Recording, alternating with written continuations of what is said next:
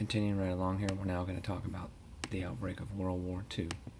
Remember, we left Hitler and Stalin have an agreement not to attack each other, and so Hitler's plan is working fine, and we'll discuss maybe his plan as we go along. So with that being in mind, Hitler now has a completely new style of war. It is known as the Blitzkrieg. If you know in football, a blitz is when you attack very quickly at the line, trying to create some type of hole and disrupt everything that the offense is trying to do. Now, we get this term actually from the Germans. What does Blitzkrieg literally mean? Blitzkrieg literally means Krieg is a war, and Blitz is lightning. So the idea here is a lightning war. And as you see here, it draws a lot of football illusion, right?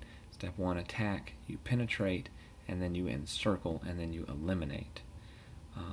And so that is his basic idea. This is how he invades Poland. This is how he invades many countries moving forward.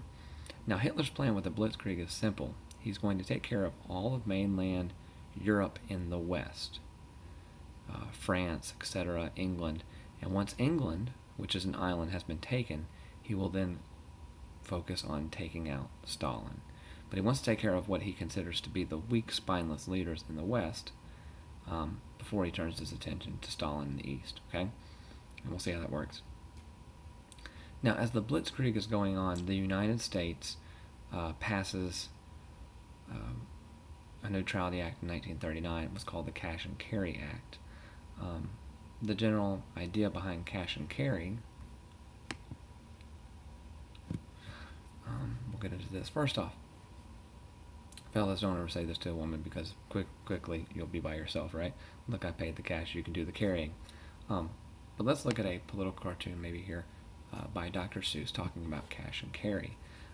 Notice here, U.S. aid to Britain, Rush, correct, England 3,000 miles.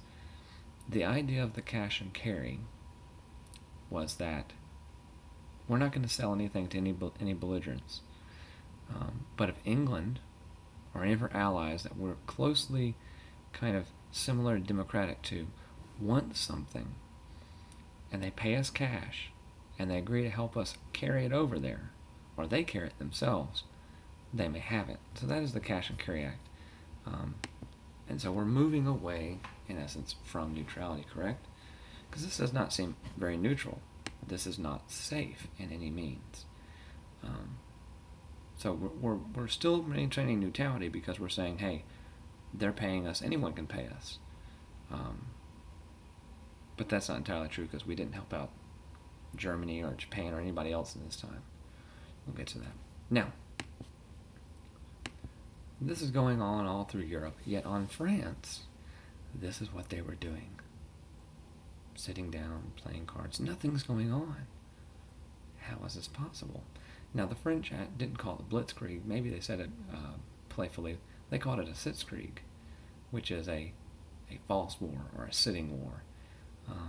Because they were sitting around, they were doing nothing. So Sitzkrieg is a false war, and it's a French term just kind of poking fun at the Germans. Now, why would they assume this? Before I tell you that, I want to focus on this castle. You go by a castle, right? Important stuff's inside the castle. You have a moat around your castle. You have one entrance in.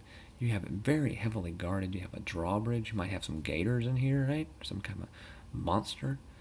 So that you're prepared anybody comes across this gate, right? But you leave your back door open 24 hours a day. Is that smart? The mentality was, well, I'm heavily protected here, so surely no one's going to come in the back door and do that. Now, where does that come in play? How on earth, Mr. Prince, are you losing your mind? No, not quite. This is Europe at this time, okay? So here's Germany. They share a border with France along what is called the Alsace-Lorraine, right? And there exists something called the Maginot Line. It wasn't Maginot, it was real. And this dark, or this solid red line, right, is the strong fortification. Now, the dotted are the weak fortification. So what do? We put all of our fortification, going back to my castle reference, right, on the front door. It's all there. And the back door we left open. The back door would be this border here that we share with Belgium and Luxembourg, because we assumed Hitler would not invade a country like Belgium and Luxembourg, who said they were completely neutral, didn't care about the war. That's wrong. Hitler was about his one objective. So he rolled through, quickly mowed down Belgium and Luxembourg and made them kind of puppet states, and then rolled into France. And within a few months, France is beaten. So we have a couple words to get here first, all right? So the Maginot Line, as we just saw here, refers to the heavy fortified, that means a lot of arms, weapons, protection, etc., border between Germany and France, okay? You need to know that Belgium was a neutral country invaded by Hitler so that he could come around the Maginot Line and hit France. So he went in the back door because it was left wide open. All right. So there we have Belgium. All right. Now, this is what we're looking at here. Germany, to this point, right, they're red. They are starting to take over a ton of stuff. Notice all how they're expanding out, right? Notice here we have Spain. We have some other countries here, Italy. And so we see how the world is starting to shape up, correct? Here's Poland, which they're going to invade Poland too, and they separate that with the Soviet Union having this little part here. China's out of this completely for a while. So they're going to take France. That's our last really Western thing. Remember, Spain is an ally. Portugal is neutral. So this is in essence what happens. He comes in the back door. He assumes France, and they set up a new government that we're going to call Vichy France. Vichy is a city in France. I'm probably not saying it right, but don't care. Paris is kept as the default capital, but Vichy is the capital that the Germans work through. They essentially split it in half. All right, northern France is controlled by the Germans 100%, whereas southern France is controlled by this guy they called a marshal, a governor more or less, and he will govern, but he'll do only what Hitler wants. He's a puppet. And so Vichy is kind of like a puppet nation, puppet Germany, etc. Okay? Now, something really just fun and quick here. Hitler just can't have a normal surrender, right? If you remember back to World War I, when the Germans surrendered to the French, they did so on a railroad card.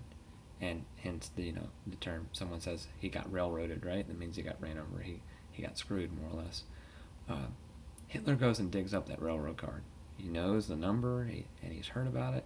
He brings it to France, and he insists that the Prime Minister of France surrender to him on the same thing.